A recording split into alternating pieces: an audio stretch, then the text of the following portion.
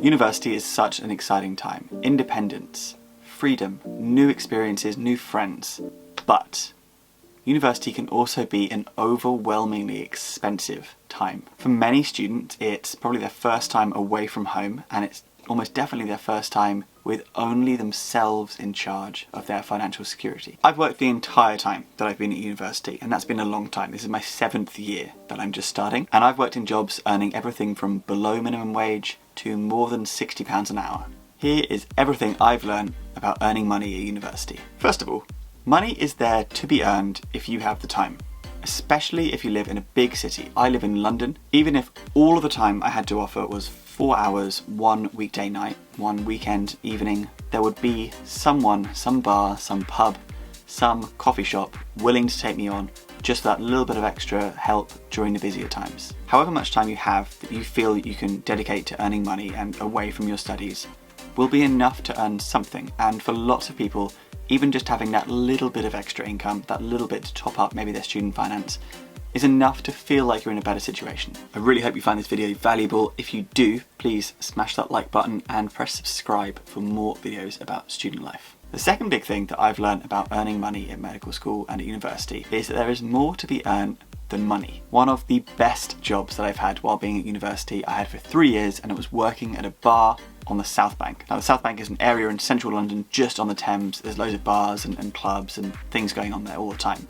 It's very busy. It's a great place to hang out. That little bar that I was working in became, for me, for my partner, for several of my friends, for my flatmates, it became the centre of our social life for certainly 3 summers and for a lot of evenings. Honestly, we wined and dined on freebies and discounts the whole way across the South Bank just because I worked in that one bar. Point number 3 is that as a student, you have actually a lot of control over your life. You have a lot of control over when you choose to study and when you choose to earn.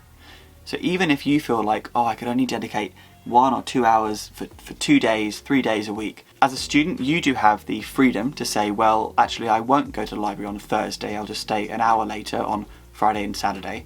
And that means I've got 4 hours on a Thursday. And like I said earlier, 4 hours is long enough to do a shift in some bars. Having that freedom to choose when you're doing your private study, being able to reschedule your week a little bit, means that you can make yourself available for those busier times, the times when an employer is more desperate for casual staff, because you can negotiate a higher paying role. Talking about different roles that you can do, I have found across my 7 years of working as a student that there is often a trade-off between the emotional and the brain power you need to invest in a role that you're doing and the remuneration that you receive, so how much you're getting paid for it. I have chosen throughout my time as a medical student not to do healthcare related work until the pandemic when I was doing some vaccinating, but I think that's a bit different. The reason I chose not to work as a HCA or something in a hospital was because I wanted that time that I was working to also be time that I could step away from healthcare, step away from learning about medicine. I was giving myself a break from all of that content I was having to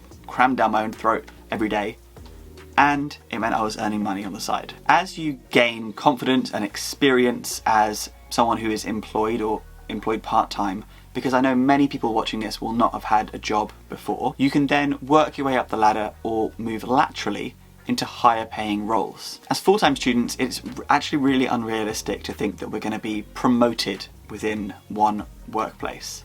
Instead, you'll really often find that maybe changing the summer job that you do every summer, as you have more experience every summer, you're going to be able to fit into a higher paying role at a different company. A piece of advice that I have definitely found myself taking up as I've moved higher up through my studies, being a university student and particularly being a medical student or a student of a particular vocation, you have an amazing opportunity to target those skills that you either have or that people assume you have. For the last couple of years, I've worked pretty much exclusively as a personal tutor. Being a personal tutor and working just from home on my laptop doing virtual lessons with people means that I can work 4 hours a week and be paid the same as I was working 18 hours a week in a coffee shop. This all comes from the fact that people know, or at least assume, that medical students and students in general are skilled academically, and so we make very good teachers. As university students, we've also very recently gone through the education system, so we're in a really good position to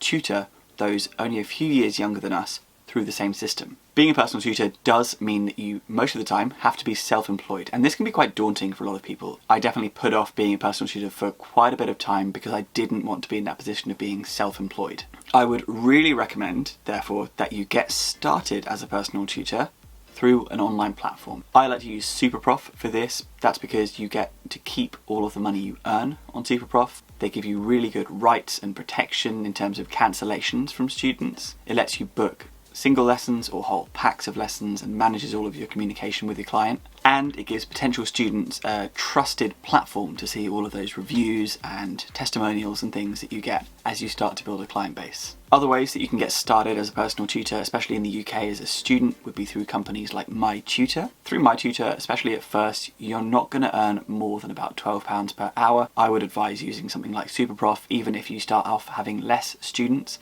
You'll be earning more, you'll be keeping everything, and they'll be your clients rather than the other platforms. If you are interested in becoming a private tutor, that is what I'm going to be making a video about next. So check the description below to see if I've made that video yet, or click the video right here to learn how you can become a private tutor and start earning upwards of £60 an hour. Make sure you subscribe to the channel if you found this video useful.